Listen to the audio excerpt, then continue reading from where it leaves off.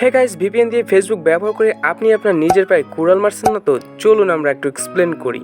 তো hey guys, this is Naim. আপনারা দেখছেন আরজেল ফান 2.0 ইউটিউব চ্যানেলের ভিডিও। পাশাপাশি আমরা একটা ফেসবুক পেজ সিজিটিভ, সেখান থেকে এই মুহূর্তে যারা ভিডিও দেখছেন তাদেরকে সবাইকে স্বাগতম। তো গাইস, আপনাদের একটা কথা বলছি, অবশ্যই মনে আছে নিজের পায়ে নিজে কুড়াল মারার কথা। তো অবশ্যই এই কথাটা সত্য।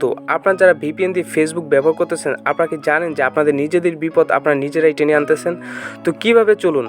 আপনারা যখন ফেসবুকে ভিপিএন দিয়ে ব্যবহার করেন তখন কিন্তু আপনাদের লোকেশন এক একটা সময় এক এক দেশে থাকে, কারণ ভিপিএনের কাজই হচ্ছে এটাই। ভিপিএনের কাজ হচ্ছে এক একটা সময় এক এক দেশের লোকেশন শো করা, আর সেখানে আপনাকে নতুন নতুন আইপি অ্যাড্রেস জেনারেট করা। যারা ভিপিএনটা অটো সিলেক্ট করে ব্যবহার করেন তাদের ক্ষেত্রে কিন্তু এমনটা হয়। তবে ভিপিএন ব্যবহার করার একটা কৌশল আছে, তো ভিডিও শেষে সেই কৌশলটা আপনাদেরকে আমি শিখিয়ে দেবো।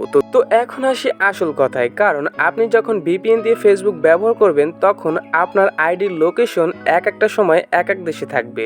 কখনো দেখাবে সৌদি আরব, কখনো দেখাবে ইতালি, কখনো দেখাবে আমেরিকা, কখনো দেখাবে ইউনাইটেড স্টেট, কখনো দেখাবে ইন্ডিয়া, কখনো দেখাবে বাংলাদেশ।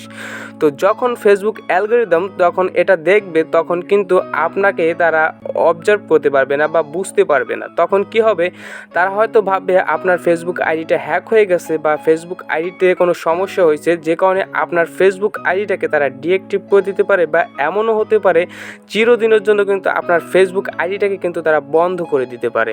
তো এমন অবস্থায় আপনাদের যারা ওই ফেসবুক আইডির মাধ্যমে যাদের পেজ আছে বা যারা ফেসবুক আইডি থেকে ইনকাম করেন বা ফেসবুক পেজ থেকে ইনকাম করেন, ইনকাম তো যাবেই, তাদের আইডি হয়তো বা চিরদিনের জন্য বন্ধ হয়ে যেতে পারে, বা চিরদিনের জন্য কিন্তু আপনাদের ফেসবুক পেজ বা আইডিটাকে কিন্তু আপনারা হারাতে পারেন। তো এই জন্য আমি বলি ভিপিএন ব্যবহার করেছে না ব্যবহার করাই ভালো। কিছুদিন জন্য হয়তো বা ইন্টারনেটের সমস্যা হচ্ছে, একটা সময় ইন্টারনেট ঠিক হয়ে যাবে বাংলাদেশে, তখন কিন্তু আপনাদের ক্ষতিটা হচ্ছে, এই ক্ষতিটা যদি একবার হয়ে যায় তাহলে কিন্তু এই ক্ষতিটা আর আপনার কাটিয়ে উঠতে পারবেন না। তো ভিপিএন ব্যবহার করার একটা উপায় আছে, সঠিক উপায়। তো এই ভিডিওতে আমরা কিন্তু সেই উপায়টা জানবো।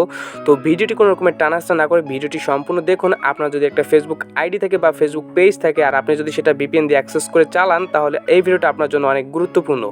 তো এই ভিপিএন ব্যবহার করার সঠিক নিয়ম হচ্ছে, আপনি যখনই ভিপিএনটা অন করবেন বা আপনার ডাটা বা ওয়াইফাই যেখানেই আপনি হোক না কেন, যেহেতু বাংলাদেশ থেকে সমস্যা, তো যখনই আপনি ভিপিএনটা অন করবেন তখন আপনি যে কোনো একটা নির্দিষ্ট দেশ সিলেক্ট করে তারপর ভিপিএন দিয়ে আপনি আপনার ফেসবুক আইডিটা বা আপনার ইউটিউব বা টিকটক যেটা হোক না কেন, সেটা আপনার সোশ্যাল সাইট, তো সেটা কিন্তু আপনি ব্যবহার করবেন। মনে রাখবেন একটা কথা, আপনি যে কোনো একটা দেশ সিলেক্ট করে আপনি ভিপিএনটা ব্যবহার করবেন।